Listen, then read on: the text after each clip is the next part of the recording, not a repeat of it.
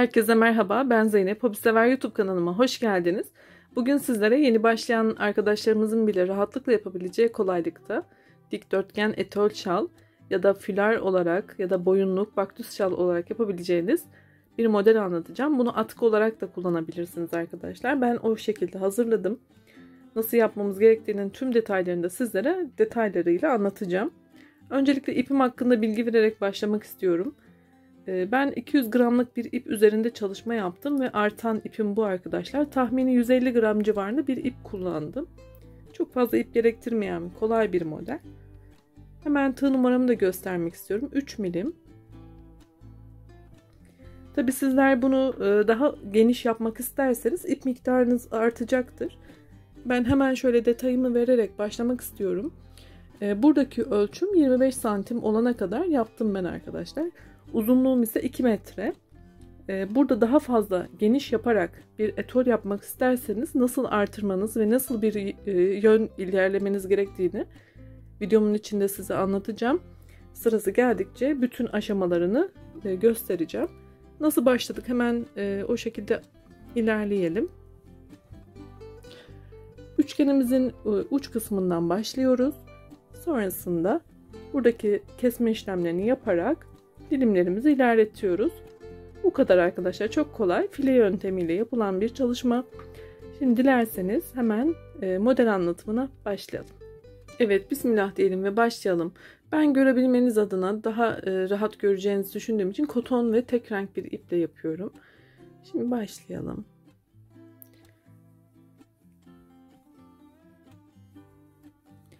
Beş tane zincirimizi yapalım. Üzerine aldım.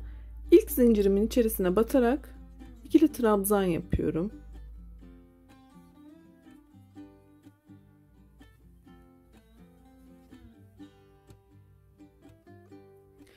Dört zincir çevirdim.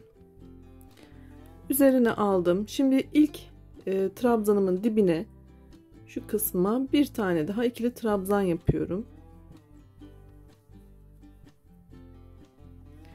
Bir zincir üzerine aldım. Şimdi burada bir tane atlayıp şöyle hemen zincire batarak trabzan yapalım. Şöyle oldu.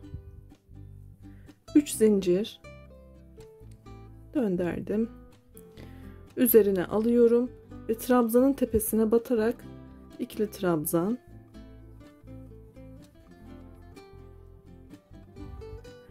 Bir zincir, yine buradaki zincirime batıyorum. Bir tane atlayıp sonra batın arkadaşlar. Bunu yaptıktan sonra burada tekrar artırma yapıyoruz. Bir zincir ve aynı noktaya tekrar ikili trabzan.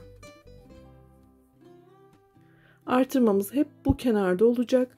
Artırma yaptığımız sırada 4 zincir yaparak dönüyoruz her zaman. Döndürdüm. Yine ilk başta artırmamızı yapalım.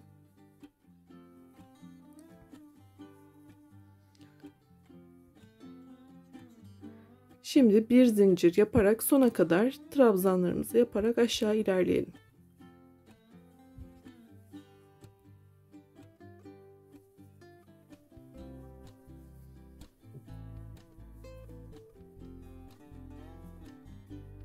Sona geldim. Burada yine bir zincir atladım. Bu şekilde tamamladım. Bakın şuralar artırma. Buradaki dönüşlerde 3 zincir yapıyorum. Ve trabzana batıyorum. Artırmalarda dibine, düz ilerlediğim sırada ise karşı trabzanın tepesine.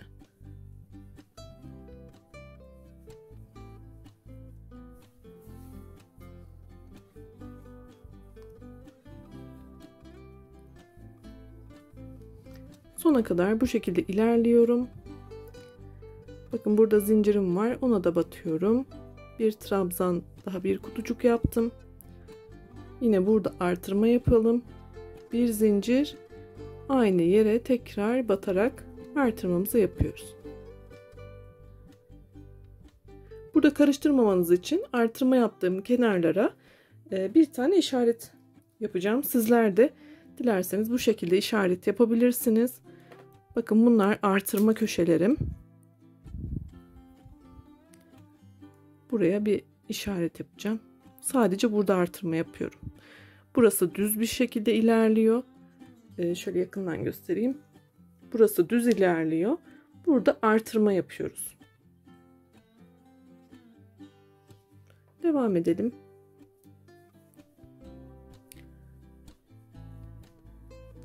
Dört zincir artırma kenarındayım çünkü üstüne aldım. Yine burada artırma yapacağım.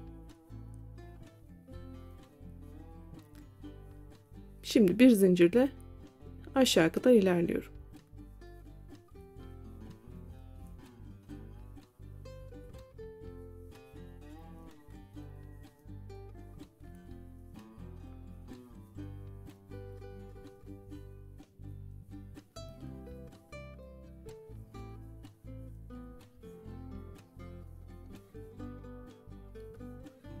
Evet. Burayı da tamamladım. Burada düz ilerlediğim için 3 zincirle dönüyorum. Ve karşıya batıyorum.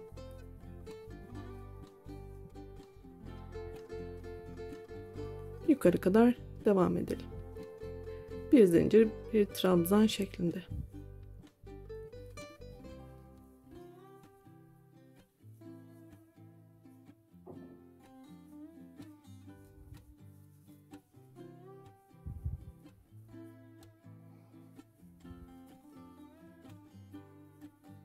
Evet, sona geldim. Sonda yine zincire batıyorum. Ve burada artırma sıram olduğu için yine bir zincir ve tekrar aynı yere batarak artırmamı yapıyorum. Burayı da tamamlamış oldum. Dönüşte tekrar 4 zincir. Yine artırma. Şimdi bir zincir ve bir trabzan şeklinde aşağı kadar ilerleyelim.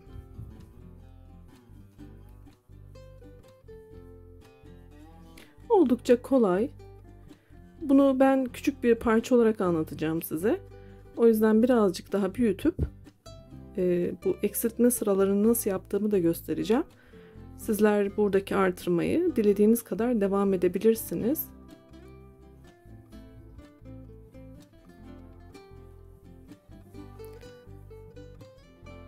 Burada ne yapıyorum? Her zaman 3 zincir ve dönüyorum.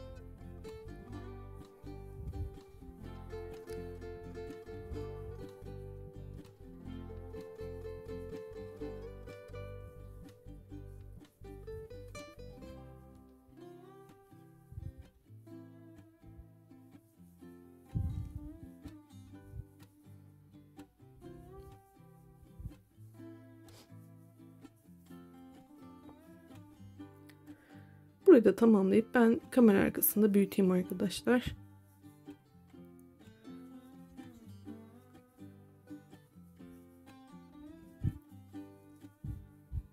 Artırma yapacağım için yine sonda bir zincir, bir trabzan ve 4 tane zincirle de dönüp artırma.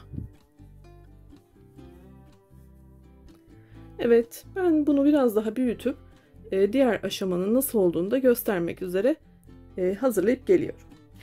Evet arkadaşlar, ben deseni anlatacağım kadar artırmamı, yani buradaki sıramı yaptım. Hemen kendi desenim üzerinden de tarifini vermek istiyorum. Burada ne kadar artırma yapacaksınız? Yani bu sıra sayısı nasıl olacak?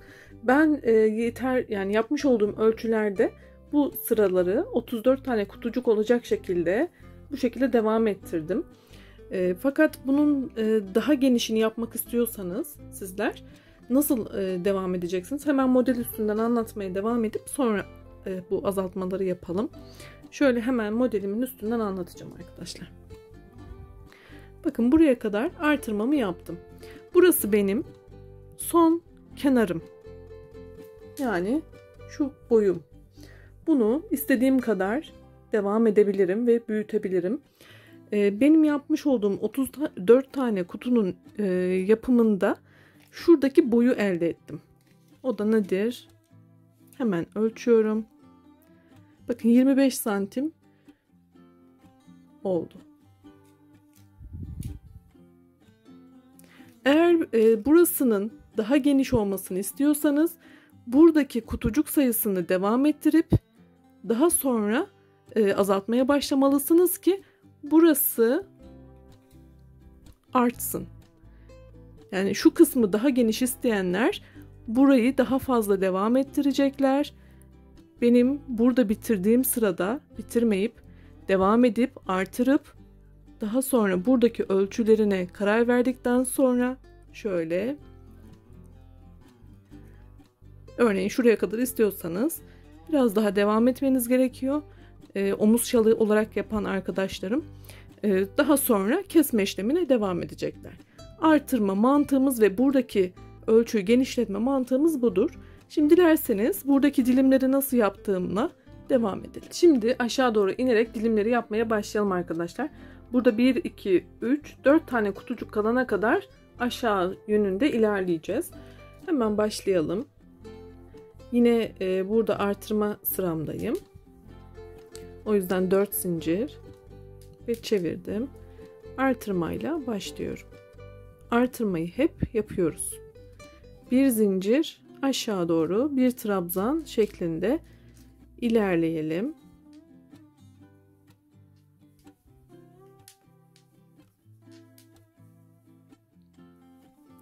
Bu bizim birinci sıramız. Şimdi burada dediğim gibi şuraya kadar devam edelim. Evet, aşağı kadar devam ettim. Burada 4 tane kutucuğum kaldıktan sonra birinci sıramı artık devam ettirmiyorum. Ve ne yapıyorum? 3 tane zincir yaparak dönüyorum ve yukarı doğru devam edeceğim. Bakın burada ilk dilimimiz oluştu bile. Hemen trabzan, bir zincir, bir trabzan şeklinde ikinci sıramızı da başa kadar devam ettirelim. Evet, sona kadar ilerledim. İkinci sıramın sonundayım. Şöyle tutarak yapacağım. Çünkü diğer taraflar hep aynı arkadaşlar. Şimdi son bitişi de göstereyim.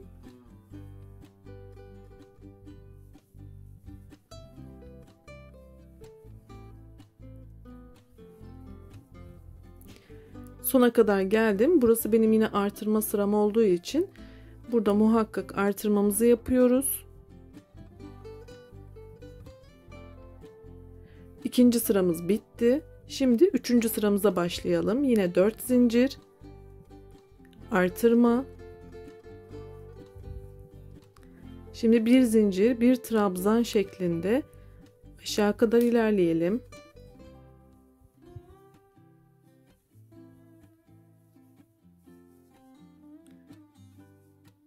Buraya kadar devam edelim. Üçüncü sıramı da bitirdim. Devam ediyorum. Dördüncü sıramıza başlayalım. Yine 3 zincir yaptım ve aynı şekilde devam ederek yukarı kadar ilerleyeceğiz. Şimdi dördüncü sıramızın sonunu da yapalım. Evet, dördüncü sıramın da sonuna kadar ilerledim. Burada sonu da birlikte yapalım istiyorum hep. Başlangıçlar ve sonları gördükten sonra rahatlıkla yaparsınız. Çok kolay zaten arkadaşlar. Şimdi artırmamızı yapıyoruz. Ve 4 sıramızı bitirdik. Bakın burada da 1, 2, 3, 4 sıra yaptık. Bir sonraki aşamada ne yapacağız? Yine devam edip burada 4 tane bırakıp buradan döneceğiz. Bir taraftan artırdığımız için bir taraftan azaltmamız, modelimizin farklılığı bu zaten. Buradan azaltıyoruz, buradan artırıyoruz ve modeli dümdüz örüyoruz ve her 4 sırada yine aynı şekilde devam ediyoruz. Yeni 4 sırama başlarken ne yapıyorum? Yine 4 zincir, artırma.